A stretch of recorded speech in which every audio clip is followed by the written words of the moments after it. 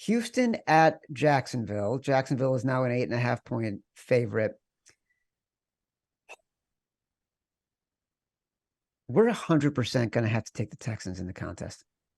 I won't make it a guarantee, but yeah, it's looking that way just because who the hell are the Jaguars in this offense to be, rated as the same as the Ravens were in week one, right? That line in week one, I think was 9.5, 10. This line opened at 9.5, I believe, down to 8.5. Like I'll grab it now. This isn't my Simon Says play, but I'll grab Houston at the 8.5. CJ has looked the best of all the rookies. Went back and watched the film from that Colts game. The Colts did throw a shell defense at them once they had a big lead, but he's still making the throws, which, I mean, we talk all the time. These Ohio State quarterbacks usually don't work in the league. It's just, again, I don't want to shit on Justin Fields, but there's always these guys who come out really hyped up from Ohio State, and it's like, okay, take away all their their 5-star number one receivers, all these incredible receivers Ohio State has. Now these guys are coming to the league and they're kind of with scrubs. It's not as easy, and they usually don't work out. CJ's making, scrubs into stars. I mean, there's a couple of guys on that team that, like, even Robert Woods, a guy who was left for dead, is making catches for this Houston team. So, Tank Dell got in on the action, Collins, like, they have some nice pieces down there in Houston. So, in a game where if the Jaguars would have won last week, that's what bums me out, Chad, is like we easily would have got 10.5 on this number, which would have been amazing to take Houston at. I'm still happy to take out the number it is. It's just one of those where I feel like the number would have been way higher if the Jaguars would have covered last week. So we could be going against the Jaguars team where you could be getting low value on, but I don't think it's low enough yet. Like, this to me should be a 7. Getting 8.5, which is a key number. So I'm right there with you, Chad. Like, I like this number.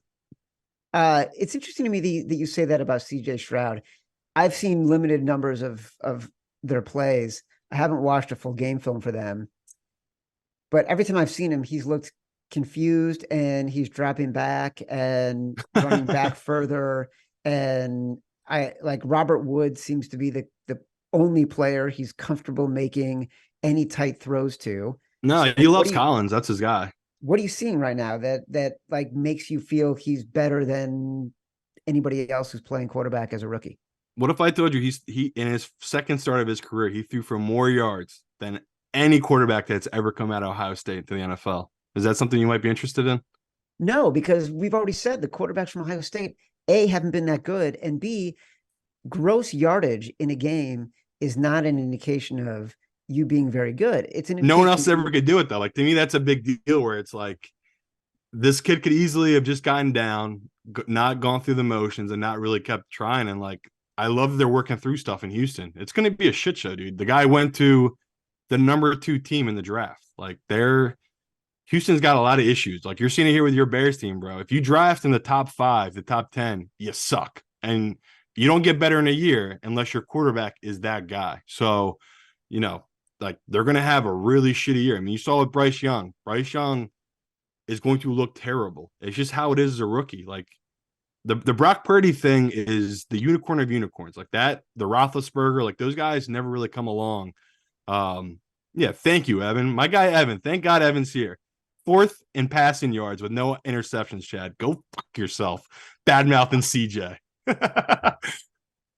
this is 4th in passing yards. Thank you, Evan, my guy. That's why we need Evan here. But no, I'm with you. Like, he could easily come here and just lay a total egg. Like, I have no idea what this kid's going to be. It's just their rookie year. I'm looking for little stuff, and it is no small feat, even if you're playing against a shell defense, to throw for over 300 yards NFL. It's really hard to do. So, anything you're saying bad about him, completely warranted. Like, that Ravens game, he looked lost. I kind of threw it away, where it's like he made plays. He didn't turn the ball over in that Ravens game, which to me is a big deal. Came back, kind of laid an egg the next week against Colts, right? Just they were blown out in the first half. But in this game, yeah, I'm just trying to play the number here because I'm totally with you, Chad. Like, if he's down 14 in the first quarter against his Jaguars team, this bet's probably dead. Like, you're exactly right. Like, I got zero faith in CJ. But if they can just keep it close, and we've seen the Jaguars have struggled in the red zone this year, that's a nice bet. So yeah, one of those. I'm trying hard not to overthink this one and just take the dog here, but it's a little scary knowing that you You're right. It's a rookie on the road. So these are the tough spots to take these rookie QBs in. This is when professionals make their money. Here's a question from YouTube. How can Houston stop Travis Etienne when they couldn't stop Zach Moss? I feel like that's an unfair question. Different schemes, different situation, different scenario.